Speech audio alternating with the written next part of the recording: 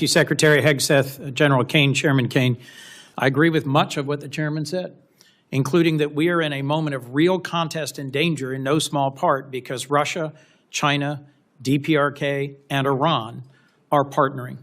Russia and China are helping resupply Iran and the drones that they're using to contest and close the Strait of Hormuz, to target and kill Americans and degrade our facilities. And so if our adversaries are increasingly aligned, I think a core question is, are we? We have so many questions, Mr. Secretary, about this budget proposal, this $1.5 trillion budget request. And at the core is going to be, what's the cost of the war we're in Iran? How long will it go? What damage has been done to our security and our strategic position? When will we get a supplemental request and of what scale?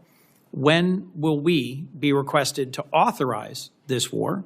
And when will the American people get a clear answer about our strategic goals and how we will achieve them? I share the chairman's concern that we have created real distance with our allies, most principally our NATO allies, who have stepped up and contributed tens of billions of dollars more to purchase the munitions for the defense of Ukraine and to dramatically increase their long overdue investments in our joint defense in Europe. If you think this Senate hearing exposed weakness in America's leadership, you need to watch what happened next. A Democrat senator came prepared to challenge Defense Secretary Pete Hegseth on everything from Ukraine to Iran. But what unfolded was about much more than one hearing. It was a battle over America's military priorities, our national security, and whether Washington is finally putting America first. Before we dive in, welcome to the Blue Brief. If you believe in strong borders, a powerful military, and common-sense conservative values, make sure you hit that like button, subscribe to the channel, and turn on notifications so you never miss our latest reports. Let's get into it. But unfortunately, the way that the move towards war was launched 74 days ago, without consent, without consultation, has caused a real rift with our vital European allies. And again, as the chairman said, and I agree, there is also a critical and urgent need for us to recognize and embrace that in the most important test field, the battlefield in Ukraine, where the Ukrainians are fighting bravely and successfully against Russian aggression, they have innovated. They have delivered the most lethal and capable drone and counter-drone technologies in the world. What is bedeviling us in Iran right now? Their ability to use thousands of cheap, effective Shahed drones to hit our allies, their military facilities, and their oil and gas production facilities, and to target and hit civilian shipping. Who's the world's best at intercepting Shahed drones? Ukraine. Last year, the administration requested 0 for Ukraine and 0 for our key NATO allies in the Baltic states. And on a bipartisan basis, this committee put in $400 million. When we met just about a month ago for the first time over at the Pentagon, and thank you for that conversation, we all emphasized the importance of coming to us with a spend plan for these $400 million. This is a $1.5 trillion request in front of us. Why am I taking your time on $400 million? Because I think it shows a key piece, a missing piece in strategic vision. We should not be standing aside from the war in Ukraine and saying, eventually we want to be a part of some peace between Russia and Ukraine. We should be learning the lessons of Ukraine. Our allies in the Persian Gulf they're buying their interceptor systems at scale. Some of our current and former leaders in our military were working very hard to learn the lessons of Ukraine. I must say, in a recent briefing for this subcommittee, I was very encouraged by 2 very senior members of the United States Army who are in Ukraine and have been helping our armed forces learn. But my heart fell when I left and was told that those 2 senior officers were being forced out. I am concerned that we have a distracted administration and a distracted department. From your written testimony, Mr. Secretary, it seems at times you're more passionate about fighting culture wars than winning the real war that we're in. At banning books, at cleaning alleged DEI off of websites, at taking on an anti-vaccine position rather than continuing the long-standing public health policies, at interfering with promotions. I'm stunned that you fired the 44-year Chief of Staff of the Army in the middle of a hot war and dismissed the Secretary of the Navy in the middle of a naval blockade. As dozens of senior flag rank officers have been dismissed, I am worried about what that does to focus and morale. We have a president who seems more focused on a billion-dollar ballroom and a victory arch rather than achieving actual victory, and a small piece of the $1.5 trillion request in front of us is for a new Trump class of battleships, a so-called Golden Fleet, which I think goes in the wrong direction. Let me come back to the basic point I was trying to make. The world of warfare is changing. Every major service can and should embrace smaller, lighter, faster, more distributed, lethal capabilities that will mostly be autonomous. This move towards a Golden Fleet, towards a new battleship, strikes me as moving in exactly the wrong direction, giving our adversaries a bigger target rather than a more capable platform. How do I explain to my constituents the cost of this war and the cost that we are looking together to invest in our national defense?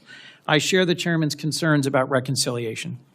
Last year, $150 billion was provided to the department, but the mismatch between base year and 1 year, between long-term and short-term, caused tens of billions of dollars in errors. Errors in how shipbuilding was handled, errors in how new munitions are being acquired. And working together on a bipartisan basis, we fixed many of those problems. This year's budget proposal triples that request to $350 billion. I agree with you about the urgency of our national defense. In your written testimony, you lay out 4 key goals: defend the homeland, deter China, increase burden sharing with our allies and partners, and supercharge the defense industrial base. As you've seen in the last Congress, I've worked with you and with Deputy Secretary Feinberg on multi-year munitions. I cheer the goal of finally passing an audit in 2028. I think we have critical investments to make in our defense industrial base. I think we are absolutely in the fight of our lives as a republic to win AI and quantum, space and surveillance, and the capacity to fight drones and launch drones. But I'm concerned that you, sir, and this department is distracted by issues that are not focused on the core thing we need to achieve. I could not agree more with what you said in your written testimony. For a generation, the United States was largely distracted by open-ended wars of regime change and nation building. And as you summarize this administration's approach, we will not send America's best to advance foolhardy or reckless adventures halfway around the world. Mr. Secretary, I agree that the Iranian regime is a terrible regime. I am grateful for the service and the sacrifice of the Americans who've been wounded or who've lost their lives in this current conflict. But I do not understand the strategy. And as the average American is seeing the costs at the pump and at the grocery store, and as this committee is being asked to approve the largest single-year increase in defense spending in decades, I need to better understand the answers to the urgent questions I've put before you. Mr. Secretary, in January, President Trump signed the fiscal year 26 defense appropriations bill. It provided $400 million specifically to aid Ukraine in their fight against Russia. Chris Coons came into this hearing determined to paint Pete Hegseth as a defense secretary without a strategy. He questioned the administration's handling of Iran, criticized support for Ukraine, attacked proposed defense spending, and accused the Pentagon of focusing on culture wars instead of national security. But here's what immediately stood out to me. This hearing wasn't simply about military strategy. It was another example of 2 completely different visions for America's future. On one side, you have lawmakers who continue arguing that America's security depends on endless foreign commitments and deeper involvement overseas. On the other side, you have an administration that says America's first responsibility is protecting the homeland, rebuilding military strength, and preventing our enemies from obtaining weapons capable of threatening the United States. Whether you agree with every decision or not, that's an important distinction. One of Senator Coons' biggest criticisms centered on Ukraine funding. He questioned why hundreds of millions of dollars approved by Congress had not yet been fully spent and argued that delaying military assistance sends the wrong signal to Russia. That's certainly a legitimate oversight question. Congress has every right to ask how taxpayer dollars are being used. But conservatives also have a legitimate question. Should every dollar automatically leave Washington the moment Congress appropriates it? Or should the Pentagon ensure every shipment actually serves America's interests before writing another check? That's not an unreasonable debate. Coons also praised Ukraine's battlefield innovations and argued America should learn from Ukrainian drone warfare. There's truth in that. Modern warfare is changing rapidly. Drones, artificial intelligence, electronic warfare, and autonomous weapons are transforming the battlefield. America absolutely should study those lessons, but studying another country's tactics doesn't mean writing unlimited checks forever. Strong allies matter. Smart spending matters too. This is at a time when our European allies and partners have stepped up to take on the overwhelming majority of the cost of any munitions or support for Ukraine. So far, your department has not spent a dime of that $400 million, despite repeated follow-up requests from the chairman and myself. In a call just last week, your staff indicated we will see a spend plan for those funds this week. Will you commit to spending those $400 million for weapons for Ukraine, and when will we receive your department's spend plan? I appreciate that question. The $400 million for European capacity building has been released from the Secretary of War's office, and we'll work with EUCOM to make sure they spend it accordingly and properly, which we have all faith that they will. Mr. Secretary, when will this subcommittee get the associated spend plan for the $400 million? Yeah, I mean, we will work with your committee to make sure that the spend plan as allocated, I want to make sure EUCOM is fully informed in how they want to spend this. They're the closest to the problem set. And so working with them to ensure that you have the spend plan, we'll work with you. Mr. Secretary, thank you, but it's May, and this has been the law since January, and you or your representatives have been asked this repeatedly on a bipartisan basis by members of this committee. And I think dragging our feet on this small investment in Ukraine's defense sends exactly the wrong signal to Putin at a time when the contest for freedom has its front lines in Ukraine. As you said, Europe has stepped up, donating billions to buy U.S. weapons to send to Ukraine to help them as they continue to take ground on the battlefield. But it seems not all the money donated by our European allies is going to buy new weapons for Ukraine, as they had understood. The memo you released just last week, prior to your testimony at Senate Armed Services, indicated DOD has and will continue to divert some of these funds back into DOD accounts for our own use. Will you commit, Mr. Secretary, to spend every dollar donated by our European allies for Ukraine on new weapons and capabilities for Ukraine? The Pearl Initiative, which you're referring to, which is instituted underneath this administration so that European countries are paying for American equipment to provide as they see fit. NATO allocates where it would like to allocate that. It can choose Ukraine if it'd like. That money, when it's paid for, that's where it goes. It goes to those efforts. Well, look, as the chairman raised, and as I will repeat, I view NATO as the most successful mutual defense relationship we've ever had. And your comment about we need not flags, but real and capable allies, and the foot dragging on both Pearl and the investments in our Baltic allies and Ukraine causes me real concern. As you know, a bipartisan group of us from the Senate and the House went to Denmark to lay a wreath at the memorial to the 52 Danes who served, fought, and died alongside our troops in Afghanistan. Those were not just flags. Those were real warfighters who fought and died at our request in a war that began by NATO's initiation, a service and sacrifice in Afghanistan. I just think we're sending the wrong signal by the president's announcement of the intention to withdraw 5,000 troops from Germany.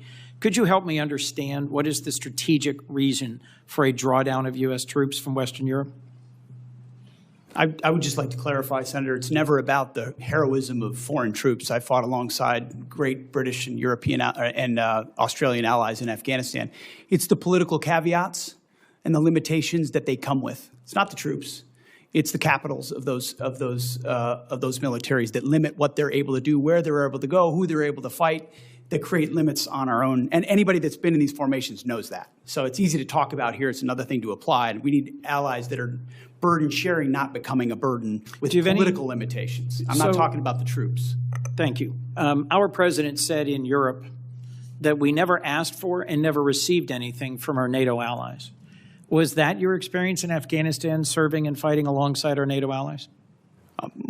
I've written extensively about that, and the vast majority of my experience was frustration with the limits of what those troops were able to do because of the political caveats, rules of engagement, and limits that came from their capitals. But you don't doubt or question that about a third of all the combat casualties in our war in Afghanistan were our NATO partners and allies. I would have to go back and check that number, but I take your word for it. Let me just assert that hundreds and hundreds of service members from, as you put it, Australia and the United Kingdom, as well as many other of our allies, served, fought, and died alongside us. So I'm just going to simply say, in terms of our reliance on our partnerships, I'll agree with the chairman that at a moment when Russia and China, North Korea, and Iran are coming closer together and delivering a bedeviling lethality in this ongoing war in Iran, for which we don't have a clear strategy or clear answers, our better strategy would be to partner more closely with Ukraine, dig in deeper with our real values-based allies, our treaty allies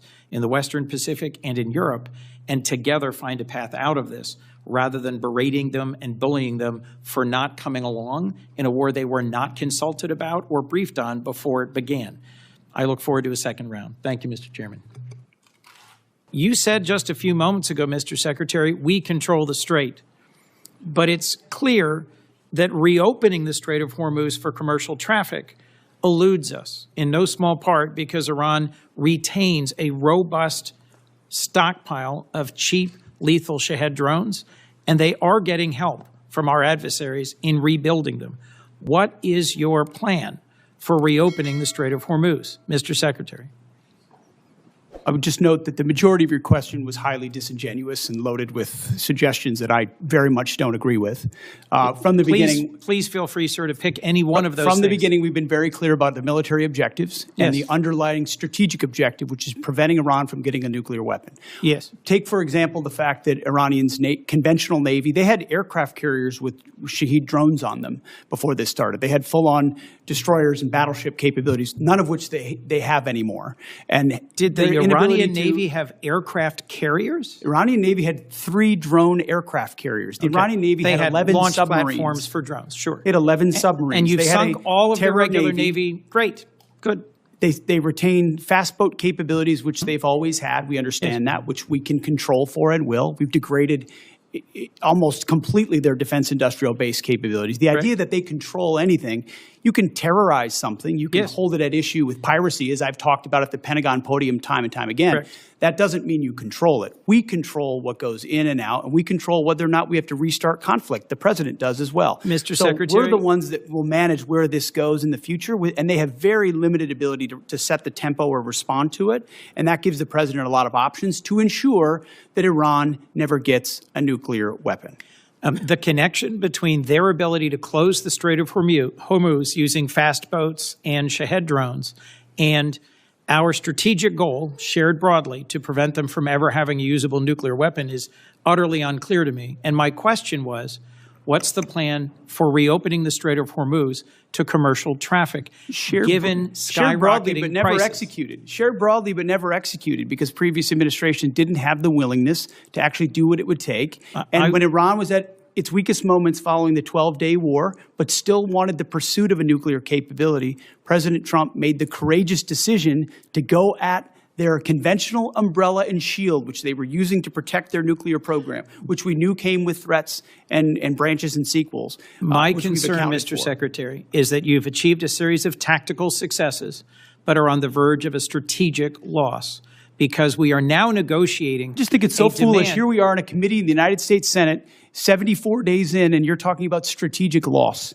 We have the ability to defeat a 47-year threat of a pursuit of a nuclear weapon. We have more leverage than we've ever had. We've had incredible battlefield successes, and you're talking about a strategic loss, cloaked in disingenuous questions. Mr. Secretary, this is how you undercut efforts that could otherwise and are otherwise being very effective. I am not your enemy, sir. I am not your adversary.